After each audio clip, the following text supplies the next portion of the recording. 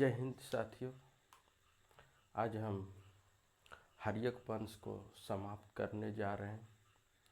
हमने हर्यक वंश के बारे में विभिन्न शासकों के बारे में अजातशत्रु तक हमने पढ़ा दिया है।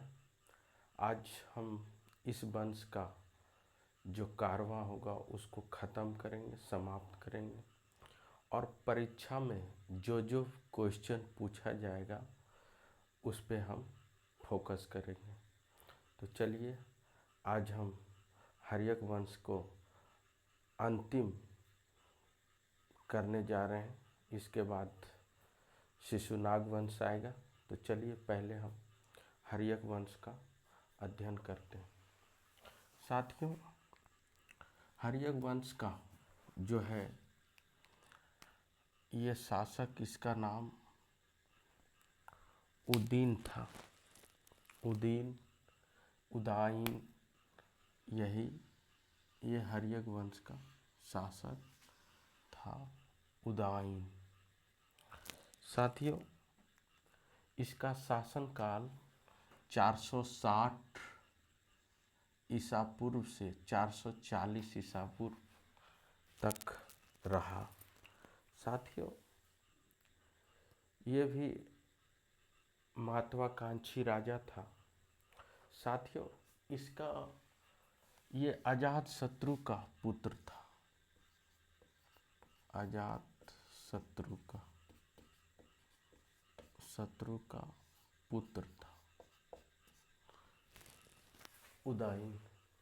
अजातशत्रु का पुत्र था। साथियों, ये भी अपने पिता का हत्या करके मगध की गद्दी पर बैठा। इसने अपने शासन काल में जो है एक महत्वपूर्ण कार्य किए हैं जो बार बार परीक्षा में उसे पूछा जाता है। उदीन से लगभग ये क्वेश्चन बार बार पूछा जाता है।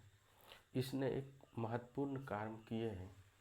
इसने 455 ईसा पूर्व गंगा और सोन नदी के संगम पर पाटलिपुत्रा नगर को बसाया था। ये सबसे महत्वपूर्ण कार्य था। सैकड़ों बार परीक्षा में ये बात पूछा गया है कि पाटलिपुत्रा शहर को, पाटलिपुत्रा नगर को किसने बसाया या पटना को किसने बसाया। तो उसमें इनका नाम है उदीन या उदयन। साथियों, ये पाटलिपुत्रा नामक नगर को बसाया और साथ साथ इसने एक और कार्य किए।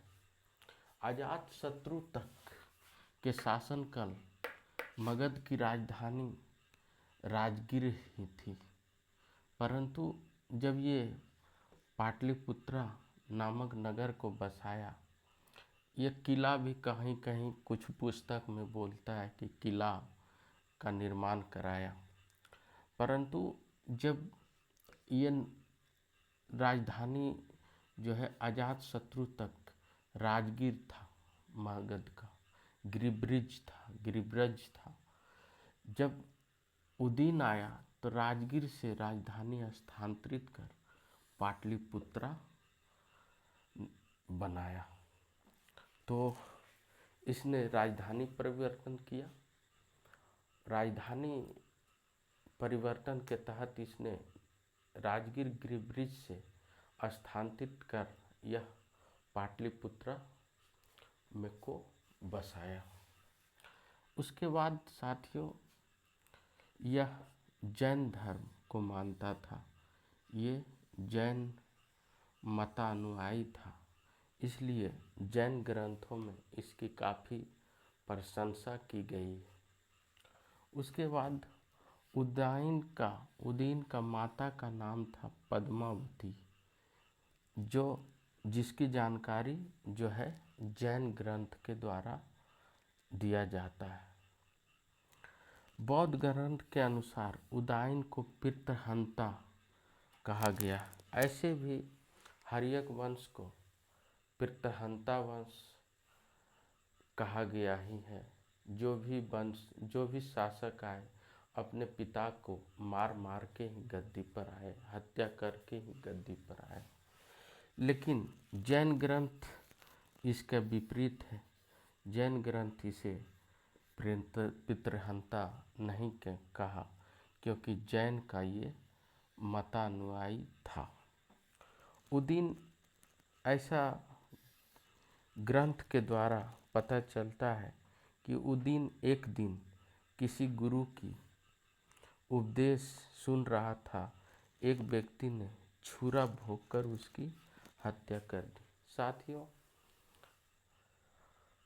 एक विचित्र घटना इनके साथ हुआ कि जब ये उदीन एक दिन किसी गुरु का उपदेश सुन रहा था, उसी समय एक कोई अनजान व्यक्ति आया और इसे छुरा भोंककर हत्या कर दिया।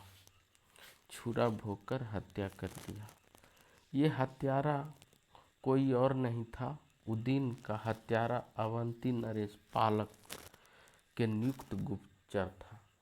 ऐसा बताया जाता है कि उदीन का जो हत्यारा था, अवंती के जो नरेश पालक थे, उसका गुप्तचर ही उदीन को छुरा भोंककर हत्या किया।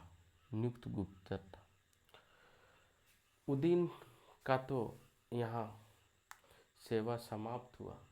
उसके बाद हम बौद्ध ग्रंथ के अनुसार जब चलें तो बौद्ध ग्रंथ के अनुसार उदीन के 3 पुत्र हुए, जिनका शासन 440 बीसी से 413 बीसी था। जिसमें पहला पुत्र था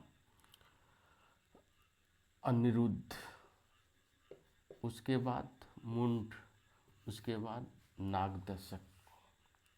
साथियों, इन तीनों का शासन मगध पर बारी बारी से रहा, परंतु इसमें जो है सबसे अंतिम राजा जो था नागदशक, जो सबसे छोटा पुत्र उदीन का था नागदशक, ये कुछ बहुत अधिक प्रसिद्ध रहा। क्योंकि पुराणों में जो है नागदशक का एक नाम है दर्शक कहा जाता था। परंतु दुर्भाग्य की बात है कि उदीन का तीनों जो पुत्र था, ये काफ़ी विलासी प्रवृत्ति का था, निर्बल प्रवृत्ति का था। ये भोग विलास पे ज़्यादा ध्यान देते थे। तो आप आज भी कोई भी आदमी यदि भोग विलासिता पे ज़्यादा ध्यान देते हैं तो उसका सर्वनाश होता है। उसी प्रकार हर्यक वंश के जो ये अंतिम शासक हुए, ये तीनों राजा निर्बल और विलासी प्रवृत्ति के कारण प्रजा में काफ़ी रोष उत्पन्न हुआ। पहले तो इनके जो वंशज में हर्यक जो वंशज था, पहला काम था कि सब लोग जो भी शासक आए अपने पिता को मार मार कर ही आए, हत्या करके आए। इसके कारण भी जनता में काफ़ी रोष था, प्रजा में काफ़ी रोष था। तो एक इसका गवर्नर हुआ शिशुनाग, जो कि बनारस का था, जो कि बनारस का वो गवर्नर था शिशुनाग। उसने नागदशक की हत्या करके जो है मगध की गद्दी को संभाला और शिशु नाग वंश का नींव डाला। साथियों, ये तीनों राजा भोग विलास, जिसके कारण प्रजा में काफ़ी असंतोष थे। जनता कुछ जो हर पुस्तक का हर मत है, जनता ने तीनों को उतार कर शिशुनाग को राजा बनाया। बट काफ़ी रोष रहने के कारण शिशुनाग को जो है जनता ने ये बनारस के गवर्नर थे, उसने नागदशक को हटाकर या हत्या कर राजा बनाया। उदयन का उत्तराधिकारी लगभग 412 ईसा पूर्व तक शासन किया। लगभग 412 ईसा पूर्व तक उदयन के वंशज ने शासन किया साथियों, और मगध पे काबिज रहा।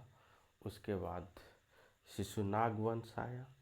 शिशुनाग वंश को हम आगे पढ़ाएंगे, लेकिन यहाँ से मुख्य तौर पर जो क्वेश्चन पूछा जाता है उसमें ये है कि पाटलिपुत्रा शहर को किसने बसाया? तो उदयन साहब ने बसाया। ये गंगा और सोन नदी के बीच। और एक इम्पोर्टेंट बात है इसमें कि यह राजगीर से राजधानी को स्थानांतरित कर पाटलिपुत्रा को लाया। तो आज जो है हर्यक वंश का जो भी शासक था उसको मैंने समाप्त कर दिया। अब हम शिशुनाग वंश की ओर आगे बढ़ेंगे। तो साथियों, सबसे पहले आप इसका स्क्रीनशॉट लें। उसके बाद ये वीडियो कैसा लगा आप हमें एक थंब दीजिए, बेल आइकन प्रेस कीजिए और शेयर कीजिए। Thank you so much. All the best. Good night.